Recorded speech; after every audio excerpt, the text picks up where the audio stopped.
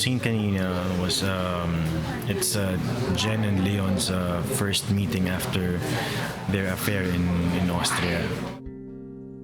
Yung scene na sinute namin kanina, yun yung unang pagkikita ulit ni Jen at ni Leon after a very, very long time. After ng lahat ng napagdaanan nila sa personal na mga buhay nila.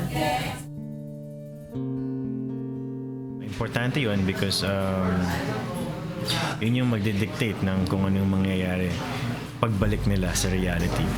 So, yun yata yung yun yung simula ng kanilang magiging journey as two people na ibang-iba na nandun na sa ginagalawan nilang totoong mundo. Importanteng makita kung paano sila nag-long for each other, where they stand now, kasi yung audience, iba ang tagal nilang hinintay kung magkikita pa ba yung dalawa o hindi. Ang mabilis magpoproseso yung Jen ng anong nangyari, and bakit ka nandito, maaalala niya agad because the events in your life are far fresher and more tragic. Very exciting, very emotional scene. And parang it brought me back in time dun sa mga experiences namin.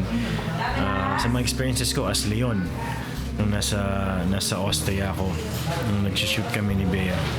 So, medyo mabigat.